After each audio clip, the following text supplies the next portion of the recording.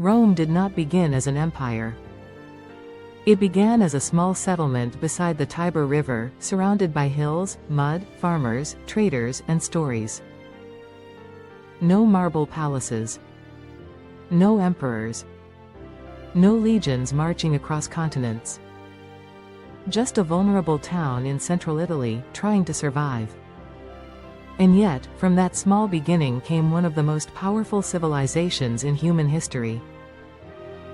Rome built roads across Europe, ruled the Mediterranean, shaped law, language, government, architecture, warfare, religion, and even the way modern cities imagine power.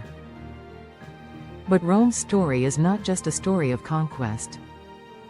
It is a story of ambition, fear, genius, violence, loyalty, betrayal, and the dangerous belief that one city could rule the world forever. To understand the entire history of Rome, we have to begin where Romans themselves began, with a legend. According to Roman tradition, the city was founded in 753 BC by Romulus, one of the twin brothers Romulus and Remus. The story says they were abandoned as infants, rescued by a she-wolf, and raised to become founders of a new city. But the dream of Rome began with blood. Romulus killed Remus, and the city took his name. Whether the legend is history or myth, it tells us something important. From the very beginning, Romans saw their city as born from struggle. For its first centuries, Rome was ruled by kings. These early kings shaped its religion, army, laws, and public life. Rome also absorbed ideas from nearby peoples, especially the Etruscans, whose influence can still be seen in Roman rituals, engineering, and symbols of power. But Romans came to hate kings. In 509 BC, according to tradition, Rome overthrew its last king, Tarquin the Proud, and created the Roman Republic. This was not democracy as we understand it today. Power belonged mostly to elite families. But the Republic created a system of elected officials, councils, assemblies, and the Senate. It was built on one powerful idea: no single man should rule Rome alone. That idea would shape Rome for almost 500 years. At first, Rome was only one city among many in Italy. But it had a strange gift: it could lose battles and still come back stronger. It made alliances, offered citizenship in stages, built disciplined armies, and turned former enemies into partners. Step by step, Rome took control of the Italian peninsula. Then Rome met its greatest rival, Carthage. Carthage was a wealthy maritime power in North Africa. Rome and Carthage fought three massive conflicts known as the Punic Wars.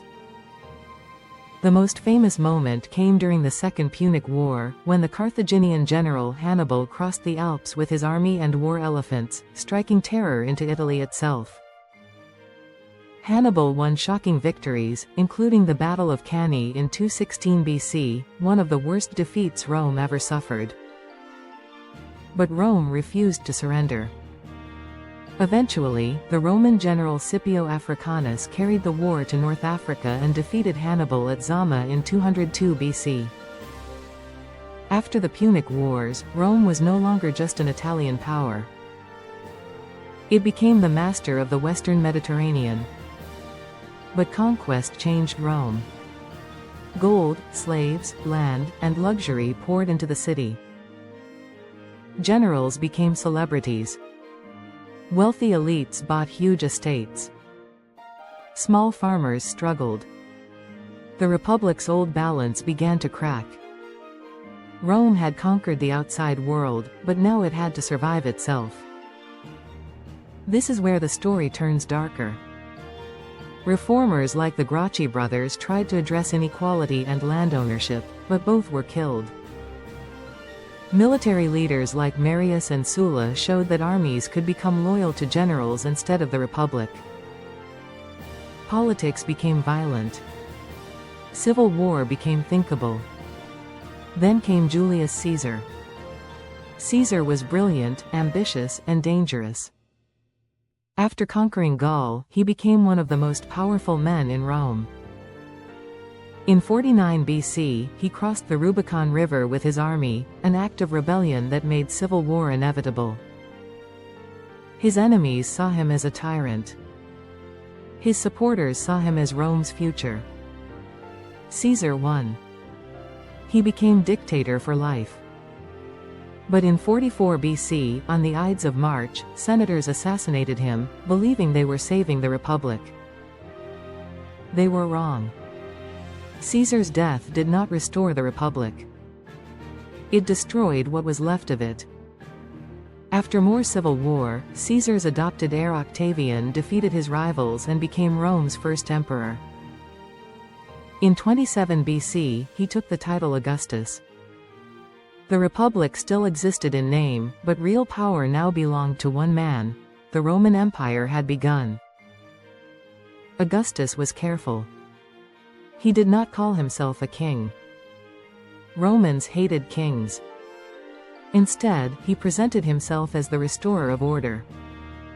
And after decades of chaos, that is exactly what many people wanted. Under Augustus, Rome entered a long period often called the Pax Romana, or Roman peace. It was not peaceful for everyone, especially along the frontiers, but inside the empire, trade expanded, cities grew, roads connected provinces, and Roman law spread across vast territories. At its height, the Roman Empire stretched from Britain to Egypt, from Spain to Syria, from the Rhine and Danube rivers to the deserts of North Africa. The Mediterranean became, in Roman eyes, almost an internal lake. But Rome's power was more than armies. The Romans built roads so durable that some still survive. They engineered aqueducts that carried fresh water into crowded cities. They built amphitheaters, baths, temples, bridges, and forums. The Colosseum became a symbol of entertainment, violence, and imperial spectacle. Latin spread through the Western Empire.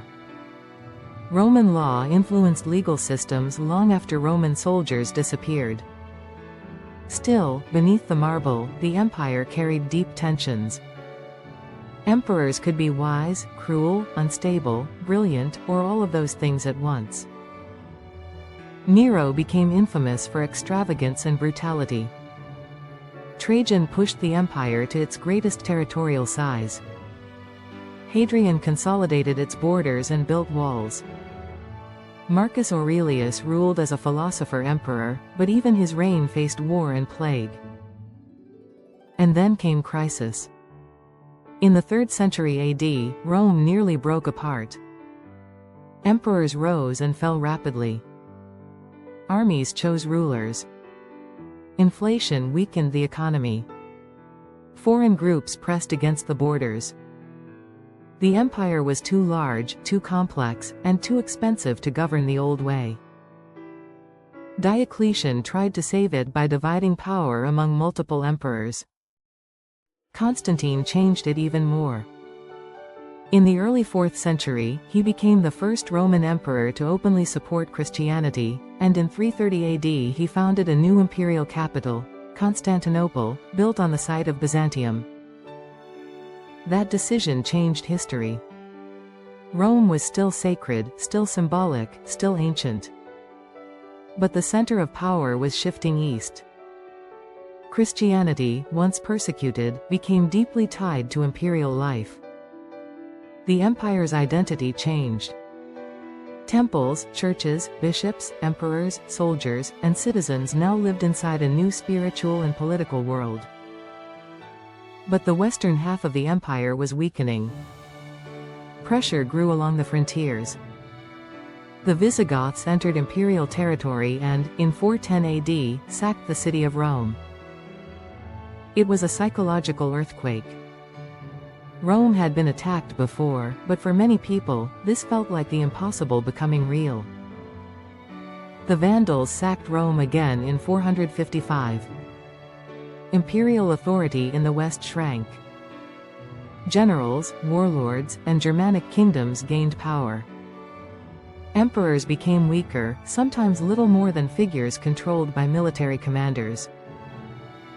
Finally, in 476 AD, the Germanic leader Odoacer deposed the young emperor Romulus Augustulus.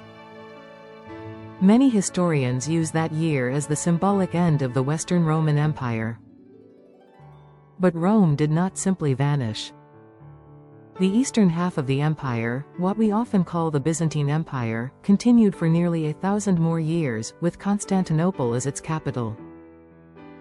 Roman law, Christian theology, imperial ceremony, and Greek-speaking administration carried the Roman world into the medieval age. And the city of Rome survived too.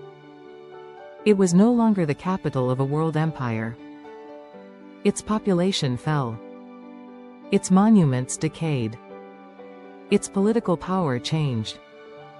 But Rome became the spiritual center of Western Christianity. The Pope rose in influence. Ancient temples became churches. Marble from old buildings was reused in new ones. The city became a living museum of its own past. That is why Rome feels different from almost any other place on earth. It is not one city. It is many cities stacked on top of each other. The Rome of kings. The Rome of senators. The Rome of Caesar. The Rome of emperors. The Rome of martyrs, popes, ruins, artists, pilgrims, and travelers. A city where a broken column can carry more memory than an entire modern skyline. This is why Rome still holds us. Not because it was perfect, and not because it was eternal, but because its story feels strangely familiar. Rome is not just ancient history. It is the story of how power rises, how systems break, and how human ambition can build wonders and disasters at the same time. Rome's greatest lesson may be this: empires do not fall in one day. They weaken through pressure, pride, inequality, corruption, bad leadership, economic strain, military overreach, and sometimes pure bad luck. But they also leave behind ideas that outlive their armies. Rome fell. And yet, Rome remained. In the languages we speak, the laws we study, the roads we build, the governments we debate, the churches we enter, the monuments we admire, and even the warnings we repeat when powerful nations begin to look too sure of themselves. The history of Rome is not just the history of a city. It is a mirror. And every generation looks into it and sees something familiar. If this journey helped you see Rome in a new way, like the video, and subscribe for more deep history stories from Verscope.